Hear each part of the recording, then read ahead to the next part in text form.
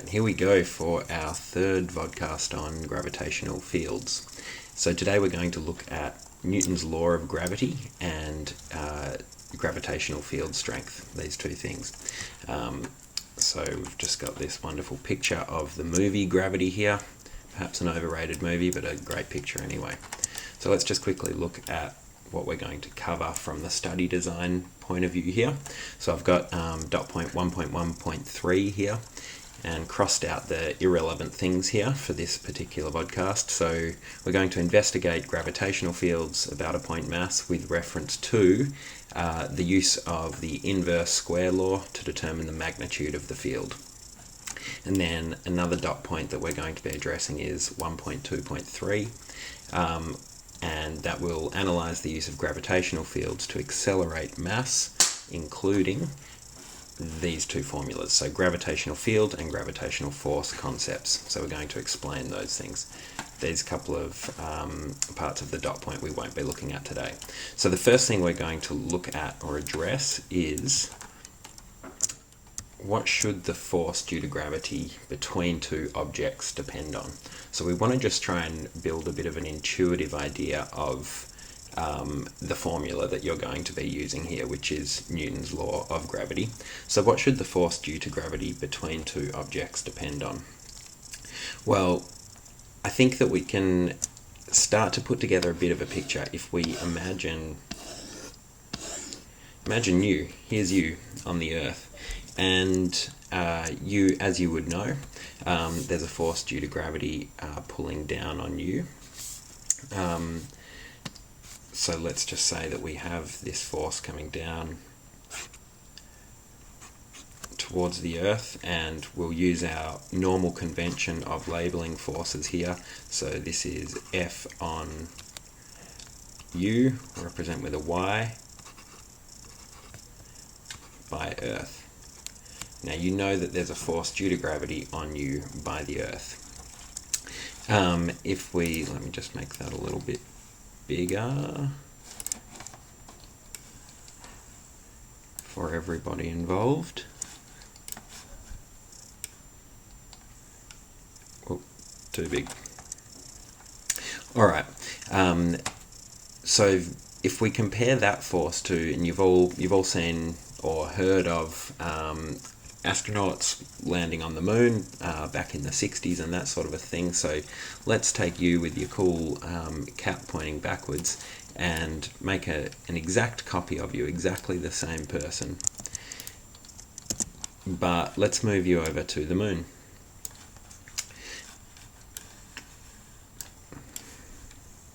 So here you are, and as I think you would know, the force on you from the moon is going to be significantly smaller. So the F on U by the moon is going to be a much smaller force than the one that we have between you and the Earth. So what that's demonstrating here is that there's a part of the gravitational force is dependent on the size of the thing that is pulling you. And by size, what we're really talking about here is mass. So the Earth has a significantly bigger mass compared with the moon, and that's something that we'll quantify shortly. But we can say that the force on, and I probably haven't made that quite obvious enough, so let me actually make this even bigger.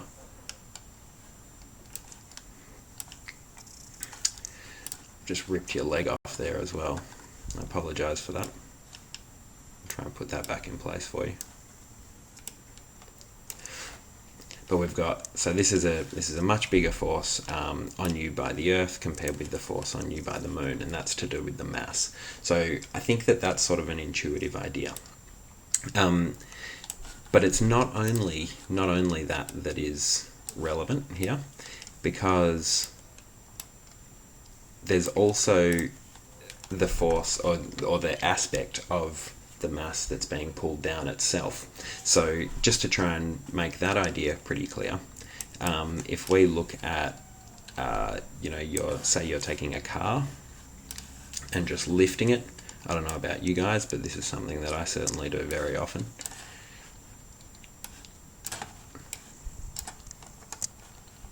So we'll just put this car in, which you're sort of just holding, and you compare the weight of that car, which again I might just get a thicker force arrow here. So we've got a force arrow from the car, and then if we compare that with something, much lighter in weight, something, I don't know, what's something really lightweight? Maybe, how about a document? A really lightweight document might be like a sort of coalition environmental policy document or something like that, something really lightweight.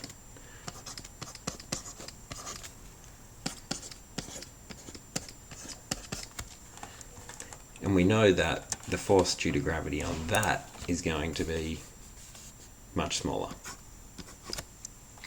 compared with the force on the car that you're holding. Now they're both being pulled by Earth, they're being pulled by the same object there, but the force is greater because of the fact that we've got a bigger mass that's being pulled down. So you guys experience that every day. Whenever you pick up a heavy object compared with a lighter object, you're experiencing that every day. The fact that the force due to gravity is something that depends on the mass of the object. So we've got that, and we've got, like we just said, the fact that the force due to gravity depends on the other object which is doing the pulling. So like Earth in our ordinary cases, or if someone's on the moon. So the force due to gravity must be depending then on, I'm just going to start writing this here, that force due to gravity must be something which depends on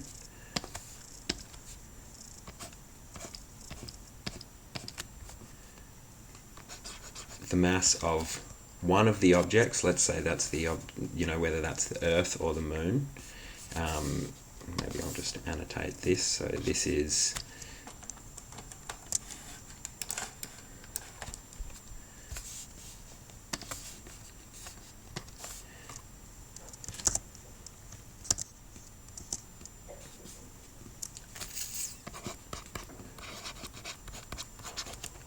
Earth versus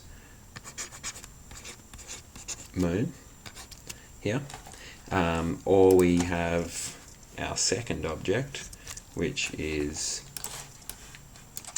the other thing that we're holding, so that will be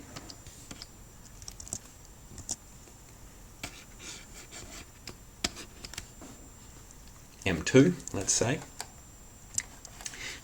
So we've got those two things. Somehow they're going to relate, and what I'm doing here is multiplying those things. In other words, if we double one of the masses, then we double that force. If we double both masses, we'd probably, if you can imagine that, we would be multiplying the whole thing by 4, because we get timesing by 2 twice. So we've got Earth versus the moon there, and I just want to label as well, this would be like a car versus a feather, or a document. But I'm just going to write feather because that's probably more obviously thought of as a lightweight thing. Okay, so we've got that, and then the final thing that we need to be able to recognize is that the force between these things is going to depend on how far away they are. So if we have something that's very far away, we don't feel the force due to gravity very much. Now that's not something that you tend to be able to experience in your day-to-day lives that much, but if you think about it, we know that very big objects exist in other places in the universe, and we know that we don't really experience those gravitational fields though, or we're not greatly affected by them, and the reason for that is because they're so far away. So we've got this idea that the further an object is, the less we're going to be affected by its force. So that should mean that if we have a bigger distance away, the force gets smaller. So that means we're going to have to divide by that thing. Now I'm using R here because it gets conventionally used, coming from radius, but really you can think of this as being the distance between the two objects. Okay, so we've got something that looks like this. These are the things that it basically depends on. We've got the Earth versus the Moon, so the mass that we're being pulled by will affect the force, and then the mass that's being pulled down will also affect the force, call that M2, and then the distance between those things. Now we're starting to get a pretty good picture of what the formula really is. Now there's a couple of changes you'll see that we need to make to what the correct thing is, but I'm hoping that you'll be able to see it's quite an intuitive formula based on that. Basically the changes we need to make are this thing is squared, and we have a constant out the front, capital G, which is called the gravitational constant. So let's just go back and confirm that. So if we look at our study design, we have this formula right here. This is the one that we're just looking at, the one that I just said, and I've just got a nice little diagram here to make sure that that's very clear, I hope. So taking away all the kind of bad drawings I've done and all that sort of thing, we've got this formula here, which is, this thing is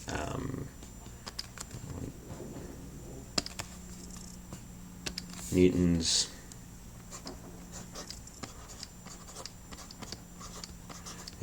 law of gravity. And what it tells us is the force between two objects due to gravity. We're told that it depends on the mass of each of the object. Now, the 1 and the 2 really doesn't make any difference which one you call 1 and which one you call 2. So we're used to thinking of Earth doing all the pulling things down, pulling a car down, pulling you down, pulling any object down. But there's no preference given to which one is M1 and which one is M2. We simply multiply the masses of those two things. R being the distance between the two objects. Now here, you'll notice it's shown in the diagram here, that is measured from the center of each of these objects. So not from here, we don't measure it from the surface of those objects, we're measuring it from the center of those objects. So R is spanning that whole distance. And so the masses are measured in kilograms. The distance, as always, for any length unit in physics, we want to use meters for that. So meters there, kilograms for each of these. And then we've got this G that I mentioned before. Now I've sort of blocked being able to see that here. So G is this number, 6.67 times 10 to the power of negative 11. So it is a constant. You will never need to calculate that or anything. It's a given number and it'll be given to you in the exam. It's that number, but it's a very small number and sometimes an awkward number to put in your scientific calculators. So you want to get used to being able to use that. So this is the formula that we have. Let's just have a go at applying it to some situations. Before I move on, actually, I just wanted to point this out. So this is the force exerted on both the objects, not just the bigger one and not just the smaller one. So if you think about you being pulled down by the Earth, the thing is that you're pulling the Earth up with exactly the same force. And so this agrees with one of Newton's other very important laws, which is Newton's third law, telling us that for every force, there's an equal and opposite reaction force. So you might like to think about, and you might be able to answer straight away, but you might like to think about, well, if that's the case, if the force is the same between you and the Earth, why is it that you fall down to the Earth and the Earth doesn't fall up, so to speak, to you? So let's just do a couple of questions based on these ideas. So I've just got them over here. So first thing is to calculate the force due to gravity between the Earth and yourself. And so I perhaps should have said here, in particular, I mean if you're at the surface. So just do those calculations a little over here, create some space. So we know that, and I'll just give you the data that we've got here. So we're given the mass of the Earth is 6.0 times 10 to the 24. That's to two significant figures. That's a little bit less than that, but you'll always be given that value in the exam anyway. Make sure you use the value that's given to you. And the radius of the Earth to two significant figures is 6.4 times 10 to the power of 6 meters. So let's calculate this for myself. The force due to gravity is going to be 6.67. That didn't work out how I wanted. 6.67 times 10 to the power of negative 11.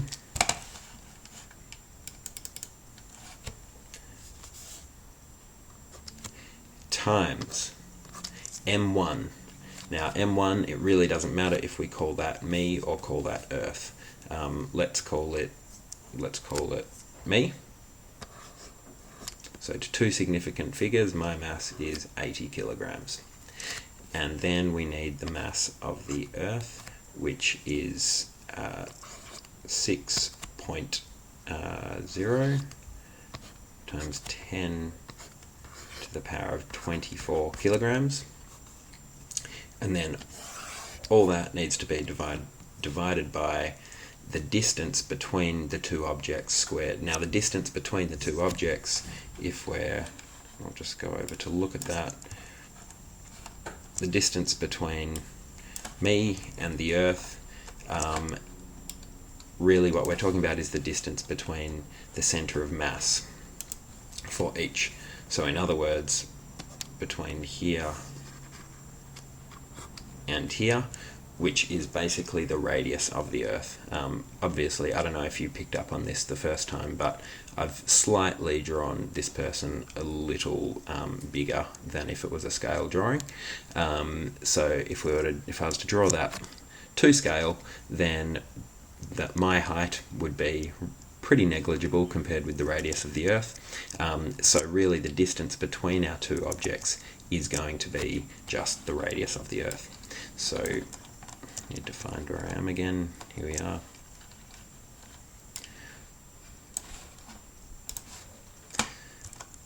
So 6.4 times 10 to the power of 6 is the radius of the Earth in the data that we're given. And remember, that must be squared. Now if we calculate that, you can put that in your calculators. What we will find is that the force due to gravity on me by the Earth is 782 newtons. Or really, I should be giving that to only two significant figures, which would mean 7.8. This pen's doing some interesting things. 7.8 times 10 to the power of 2 newtons to two significant figures. And so that is the force on me by the Earth due to gravity, which is also the force on the Earth by me. So we're pulling each other with exactly the same force. Now that you've had some time to think about it, I'll answer that question of why the Earth doesn't get pulled up. You might have been able to figure it out yourself, but because the Earth is a lot bigger than me, a much bigger mass right here, then even though the forces are the same, the acceleration is totally different. The acceleration's totally different. So technically the Earth is accelerating ever so slightly because of me, but it's so small because its mass is so big that we would not notice it. Okay, so let's look at the second question here, which is to calculate the force due to gravity between the Earth and an astronaut, which is 400 kilometers above Earth's surface. So I guess what we're talking about is, George Clooney over here, or is it, I can't remember, is it George Clooney in this one or Sandra Bullock? Either way, they're in some serious trouble there. But there is there is nevertheless, despite common misconception, this person is very much under the influence of gravity here. There is a gravitational force. And so what we want to do is calculate what that is in this case. So I'll just go back over to my workspace. We'll assume that George Clooney or Sandra Bullock have the same mass as me, just to keep things a little simpler at this stage. So this time, the force due to gravity is going to be very similar, so 6.67 times 10 to the power of negative 11 times 80, so it's the same mass, times the mass of the Earth, which was 6.0 times 10 to the power of 24 kilograms, divided by, now the difference is the radius. So before we had, or the distance I should say, before we were saying that the distance was just the radius of the Earth. Now that we have an astronaut who's 400 kilometers above the Earth's surface, we do have a significant amount extra distance between the center of the Earth and our object. So what I need to do is add them. So we've got 6.4 times 10 to the power of 6 plus, and so that number's in meters, remember, plus 400 kilometers, which means 400 times 10 to the power of 3 meters, and that must all be squared. Again, put this into your calculator. Be very careful putting these things into your calculator. There are so many places to mess this up. So remembering that this is a negative 11, positive 24 here. You have to make sure that all of this stuff on the bottom is in brackets. So remember these brackets here, otherwise you'll end up dividing by part of the denominator but not all of it. And remember the square here. There's so many places to make mistakes here, and that's why it's really important you guys practice doing this on scientific calculators. And when you do practice, you will then be perfect when it gets to the exam. So you put this into your calculator, and the number that you should end up getting is 692. Excuse me, I don't know why that keeps happening. 692 newtons, or again to two significant figures, because the data we're given is to two significant figures. It would be 6.9 times 10 to the power of 2 newtons. And so what you'll notice there is that yes, the force is less, but it's not far from being weightless here. It's still the majority of the force we're still experiencing at that height. So why is it that they seem to be weightless? Well, that's something that we have addressed before, the idea of apparent weightlessness, and it's something that we'll address more in another vodcast. But in short, even though there's that force, there is no normal force. Okay, so we've calculated the force due to gravity on myself on the surface of the Earth and an astronaut 400 kilometers above. Let's do one more, which is to calculate the force due to gravity between the Earth and the Moon. Okay, and so we're given the same data as before with the mass of the Earth and the radius of the Earth. So we've got these same bits of data, but we need a bit more data here. So we need the mass of the Moon, which is given to us, and the radius of the Moon, and the distance between surfaces of Earth and Moon. So if you can have a go at this before I do, please do pause and have a go. It's good to try it yourself first. And see how all these numbers are going to fit in. So force due to gravity in this case between the Earth and the Moon, we have again the same constant, it never changes, 6.6. I'm having some real issues with this pen, I'm sorry about that. 6.67 times 10 to the power of negative 11. Then we have either the mass of the Earth or the Moon. It does not matter. I'll start with the mass of the Earth because I know that one off the top of my head, and then I'll need to scroll back to check the Moon. So the mass of the Moon is over here, 7.3 times 10 to the power of 22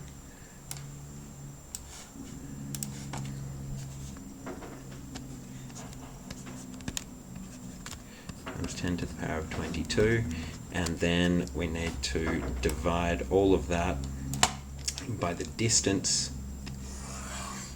between the the distance between the moon and the Earth. Now again, remember you need brackets for this stuff.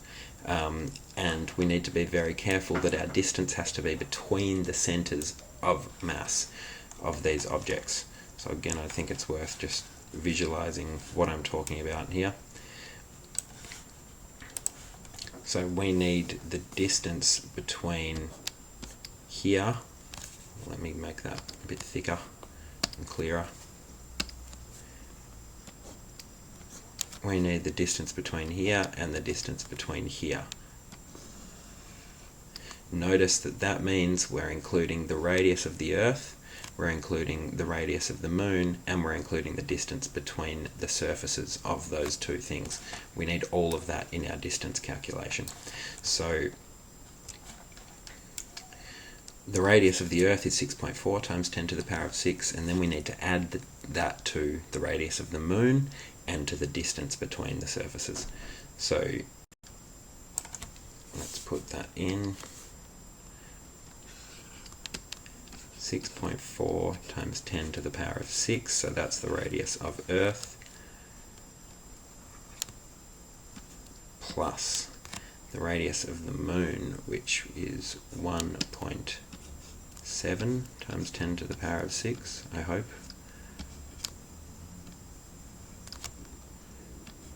Plus, I need to scroll over to remember this, 3.85 times 10 to the power of 8.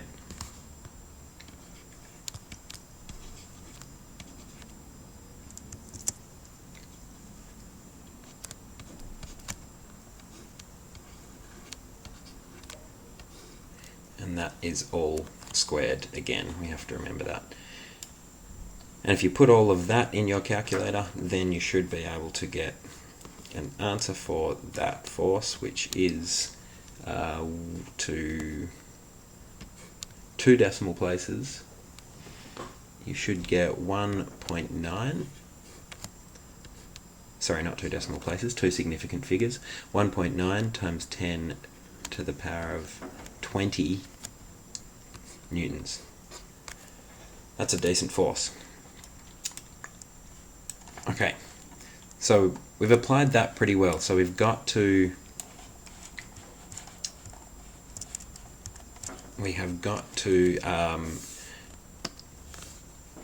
this part from the study design, which is this.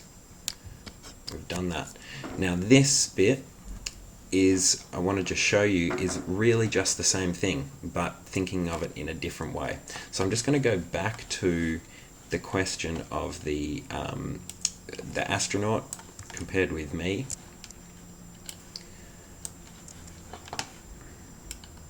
Just create some more space to work with here.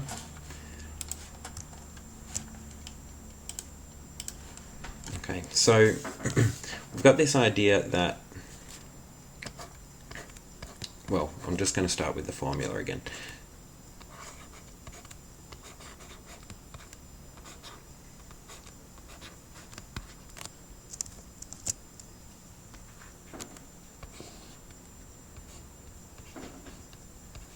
Now, what I want you to notice here is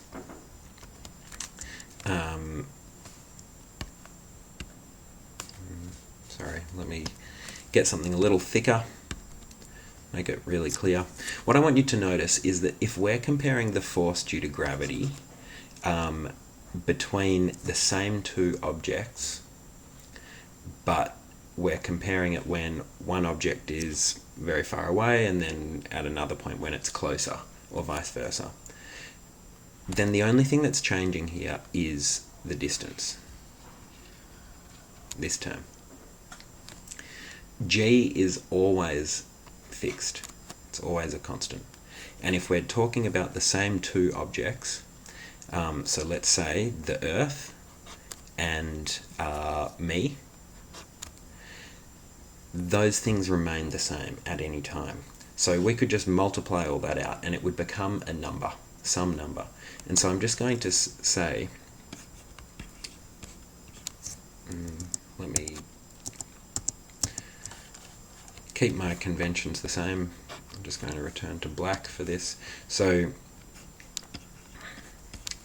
let K equal G M1 times M2.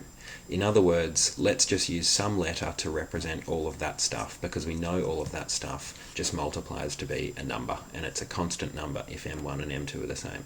Therefore, we can say, might go a bit thicker here, therefore we can say that Fg is equal to K divided by R squared. Now what you're seeing here is the idea that the force due to gravity depends on the inverse of the square of the radius.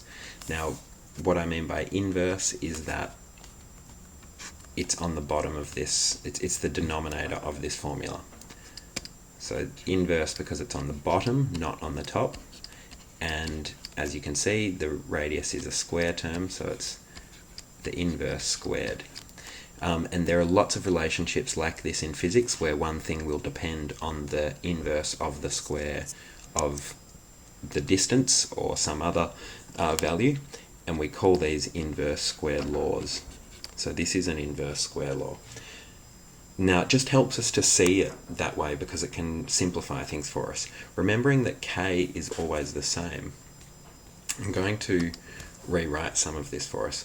So I could just rearrange this and say K is equal to Fg times R squared. And so using that idea, I should be able to say that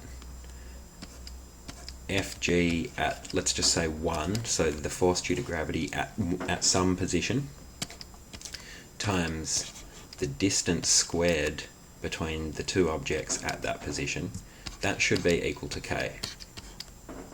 If I take the same two objects at a different position, then the force due to gravity at that second position times the radius, or the distance between those two objects, squared at that second position, will also be equal to K. Because they're both equal to K, we can say that they're all equal to each other. So Fg1 times R1 squared must equal Fg2 times R2 squared. Or, one final rearrangement here, Fg1 is equal to Fg2 times R1 squared divided by R2 squared. Now, this can simplify things for us to help us avoid having to do these calculations that involve such big numbers as G and the mass of the Earth and that kind of thing if we don't need to. So let me show you how. If we go back up to this calculation, so the very first question we did here, we calculated the force due to gravity between the Earth and an 80 kilogram person at a certain distance. Then we calculated the force due to gravity between the same two objects, but just at a new distance, 400 kilometers further apart. So a way that we could have done this, given that we already knew this number was 7.8 times 10 to the power of 2, we could have said that the second force due to gravity, so when they're further apart, we could have applied it this way and said Fg2, which is the force due to gravity when it's 400 kilometers higher, is going to be the original value, which was 7.8 times 10 to the power of 2, remember that you should generally keep, because it wasn't exactly 7.8 times 10 to the power of 2, you should keep the full value in the register of your calculator and reuse the full value for subsequent calculations. But for the purposes of writing down, we'll stick to the two significant figures. So that's right here is FG1, and then we have times, so what I'll want here is the distance, the original distance squared. I realise I've been a little inconsistent here with what I wrote for the formula, so I'm just going to swap these two. So call this FG1, which is what I'm solving for, and call this FG2. Okay. So then what we want here is the distance the first time around, so distance 2 as it is. So that is going to be 6.4 times 10 to the power of 6 squared, and then we want the new radius between the two on the bottom, so that's 6.4 times 10 to the power of 6 plus 400 times 10 to the power of 3.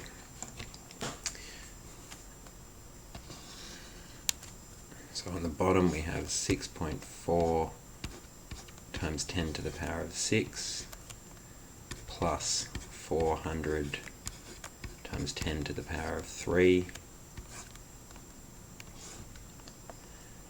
squared. And so again, I just want to annotate this. So this is our R2 squared, and this is our R1 squared. I think that's how I wrote the formula for you.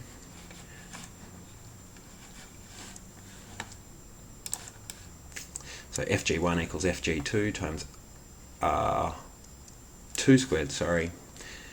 I'm not thinking as I've been writing this, let me just fix that up for you. Hopefully when you're playing at home you realised my mistake as I did it, realised what a fool I've been. So this was R2 squared there and R1. Oh good.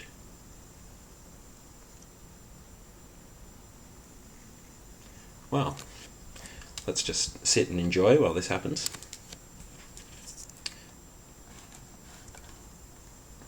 How's my work going? Still there? Alright, cool.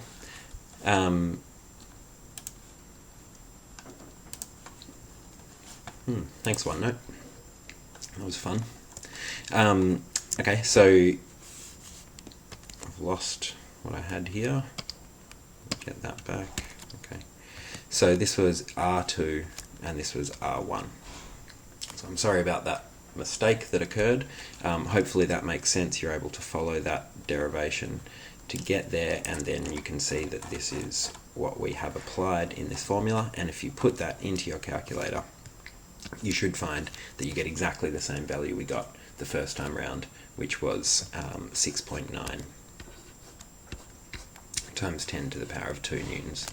So what I want to make clear here is the inverse square law is nothing other than just Newton's universal law of gravitation, but just supposed to make it simpler for you if you don't need to use certain numbers, because you've already done a calculation or a force is already given to you, and that's where it's likely to happen. In an exam, perhaps you won't know the mass of the two objects that they're talking about, but what they'll give you is the force due to gravity at one point in space, and they'll give you the two distances, and they'll ask you to find the force at the second distance, or something like that. And so because you're not given mass 1 and you're not given mass 2, the only way that you can do it is by using this relationship, which we call the inverse square law. So just going back to our study design here.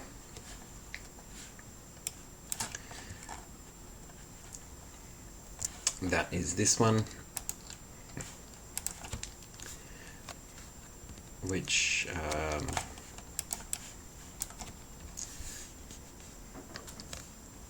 so the inverse square law, which is right here, to determine a magnitude of the field, and so that's what this was. Okay, so the final thing that we need to cover for this vodcast is gravitational field strength. So gravitational field strength, it describes how much force gravity will pull on each unit of mass in the gravitational field. So we started this topic talking about fields. We started that before we actually spoke about force. And so what a gravitational field actually describes is the force, or what the force would be, both, and so a field is what the force would be, both its magnitude and its direction, if we were to put an object at any place in that field. Gravitational field strength, that refers to, the word strength is referring to magnitude. So we're not, gravitational field strength is not a vector. It's a scalar because it's only magnitude, so it's referring to what the magnitude of the force is if we put an object in that field. And so it's quantified as the force that gravity will pull on each unit of mass. So by unit of mass, what we're referring to, of course, is 1 kilogram. So the gravitational field strength, the units that we should have for gravitational field strength, are going to be force per mass. This is what it's really describing, which means its units are going to be newtons per kilogram. How much force does the field pull on each unit of kilogram? So thinking about it that way, I've then asked this question: what should the gravitational field strength depend on? Like, what quantities should it depend on? So in the same way that we started talking about what it should depend on, the force should depend on, basically we've got this idea that it's very similar, but if the force, if it's a force per unit of mass, then really what that's saying is that we don't need to worry anymore about this one. So what that's saying is that whether you have a very lightweight object or a very heavy object, the force that it's pulling on each kilogram will be the same. We know the force is greater for the heavier object, but that's because there's more kilograms to pull on. So just want to try and represent this visually. So let me get an earth here. It's a horrible earth, but we'll work with it. And so say we've got a bunch of objects.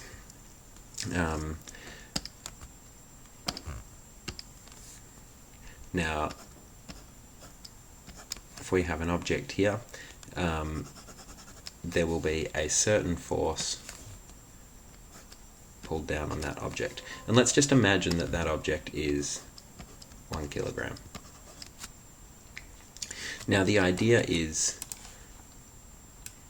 if we have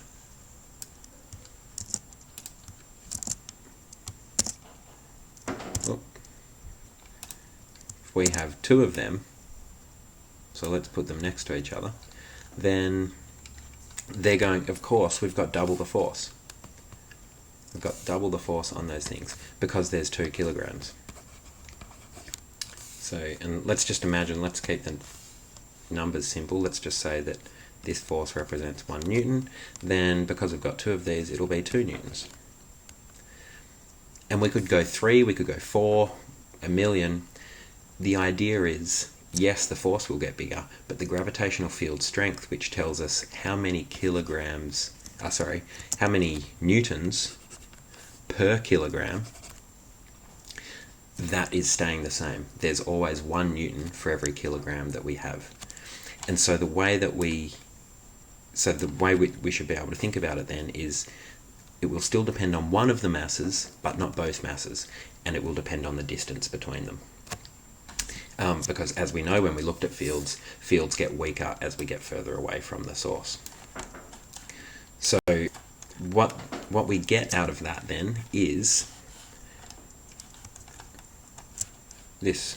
This is our formula. Sorry, struggling with the panning here.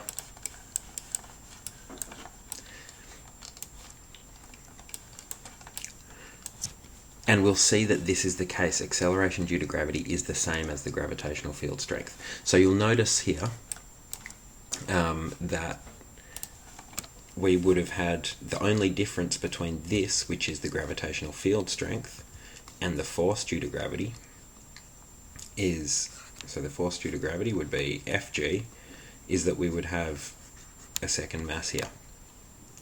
And that, what we've done here is we just remove the mass and we remove the force, and then what we're referring to, then what we're referring to is an acceleration, which is the gravitational field strength. And so what I kind of was hoping to make clearer there, my jumping around is making it hard, is Newton's second law tells us that F equals ma. So therefore, using Newton's second law, acceleration is F divided by m. And that's exactly what we did here. So we had Fg equals gm1 m2 over r squared. If we want to know what the acceleration is rather than the force, then what we need to do is divide by the mass of what we're interested in seeing accelerated. So if we wanted to know the acceleration of u as you fall towards the Earth, then we need to divide by the mass of u in this equation. So let's say that is m2, and then we're left with the acceleration due to gravity of u. If we wanted to know, though, instead of that, say we wanted to know the acceleration of the Earth due to u, then it would actually be the mass of the Earth that we're cancelling out. So we need to be careful about which mass we're including in this equation and which mass you imagine is being taken out. But hopefully what you can see there is that this formula we've got is simply the force due to gravity formula, but with one of the masses being removed. And so for that reason, in the study design, you will see that it doesn't specify which mass, it just has an m. We just have an m here. That's way too big. Any m, so it depends what we're looking for. So if we want the gravitational field strength of Earth, then this mass would be the mass of the Earth, because basically we would have divided by the mass of any other object there. Okay. So, final question is to calculate the gravitational field strength due to the Earth at the Earth's surface. So let's just do that using our new formula, which is G equals Gm divided by r squared. And we know that that is going to be equal to 6.67 times 10 to the power of negative 11 times, and because it's the gravitational field strength due to the mass of the Earth, then this should be the mass of the Earth that we need, and so that is 6.0 times 10 to the power of 24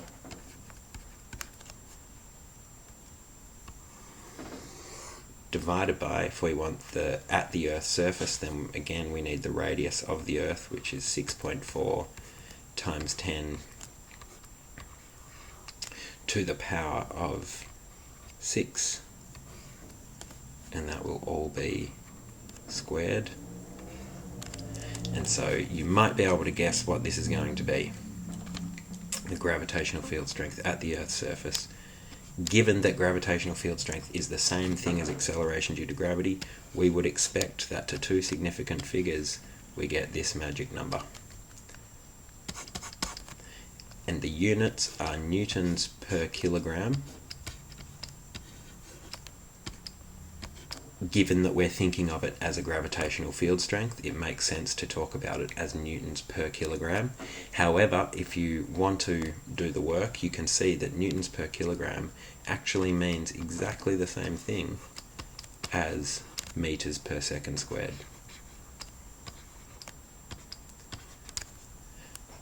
Ta-da!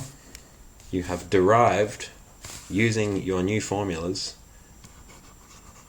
you have derived this magic number that we've kind of just had to accept for all this time, and now you know it, you figured it out yourself. Well done. I'm going to finish this before OneNote kills itself again. I hope this has been helpful.